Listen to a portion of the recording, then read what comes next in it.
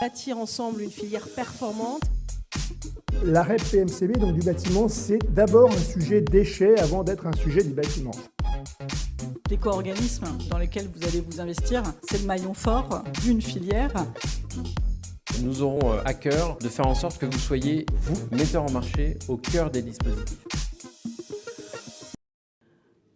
Alors bonjour à vous toutes et vous tous, je suis ravie de vous accueillir ici dans cet auditorium pour ce colloque qui est donc organisé par l'éco-organisme Val-d'Elia, Bâtir ensemble une filière performante, un colloque qui est donc consacré à la mise en œuvre opérationnelle de la filière de collecte et de traitement des déchets issus des produits et matériaux de la construction du bâtiment. Je me présente juste quelques secondes parce qu'on va passer un petit peu de temps ensemble, une bonne journée ensemble. Nathalie Croiset, je suis journaliste spécialiste des questions de transition écologique, donc je suis évidemment largement l'actualité autour de ces sujets, donc je suis ravie d'être avec vous pour cet événement. Alors vous le savez, à compter du 1er janvier 2022, la loi anti-gaspillage pour une économie circulaire, dite loi AGEC, prévoit l'application du principe de responsabilité élargie du producteur aux produits et matériaux de construction du secteur du bâtiment, et c'est donc autour de cette actualité et aussi des enjeux réglementaires mais opérationnels de la filière que cet événement est organisé. Je ne vais pas en dire beaucoup plus pour le moment, mais je vais passer la parole au président exécutif de Val-d'Elia,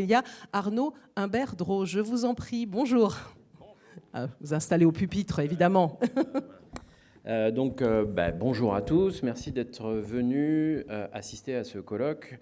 L'objectif de Val-d'Elia, c'est de permettre en fait à l'ensemble des potentiels acteurs de la future filière de recyclage des produits, matériaux, construction du bâtiment, d'être bien au courant de l'ensemble des enjeux qu'il pourrait y avoir sur cette future filière REP. Alors, Maître Gossman, qui a bien voulu faire l'introduction de ce colloque, va vous expliquer ce que c'est qu'une filière de responsabilité élargie du producteur.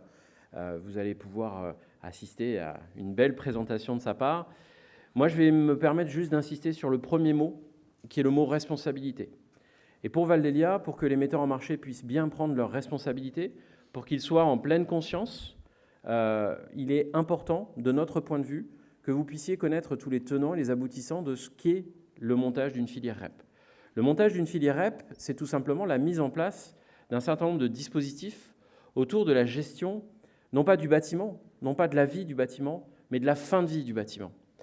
C'est important de le dire aujourd'hui parce que ce qu'on va vous présenter aujourd'hui, les intervenants qu'on vous propose d'écouter dans cette journée, ce sont des gens qui, depuis très longtemps, travaillent sur la fin de vie de différents produits.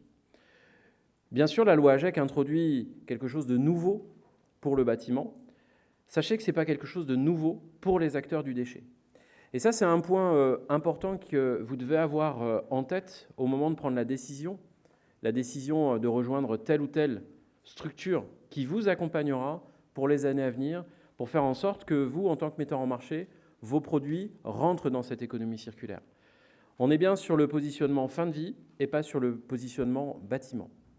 Je vais me permettre de remercier dès maintenant l'ensemble des équipes de Val-d'Elia, parce que Val-d'Elia est un groupe constitué, plus de 40 collaborateurs qui travaillent depuis plus de 8 ans.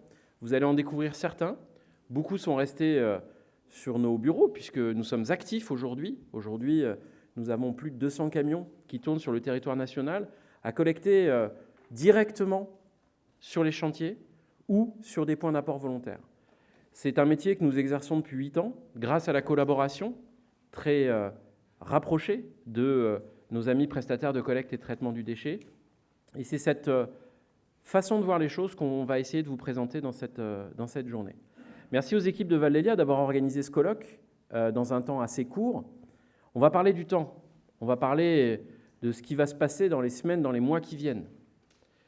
Vous le savez, il y a quelques questions qui se posent, à savoir si cette fameuse obligation réglementaire sera mise en place au 2 janvier 2022 ou pas. Dans l'état actuel de nos connaissances, force est de constater que la loi nous dit que le 2 janvier 2022, l'ensemble des metteurs en marché du bâtiment devront avoir un dispositif conforme à ce que sera une REP. Notre objectif aujourd'hui, c'est de lancer cette préparation. Pourquoi ? Parce qu'il nous reste 4 mois. 4 mois pour déposer ce qu'on appelle un dossier de demande d'agrément en tant qu'éco-organisme. Pour nous, ce n'est pas une difficulté, on en a l'habitude, ça sera notre 3e. Donc autant dire qu'on a l'habitude de travailler sous pression. Les équipes sont présentes, les équipes sont sachantes.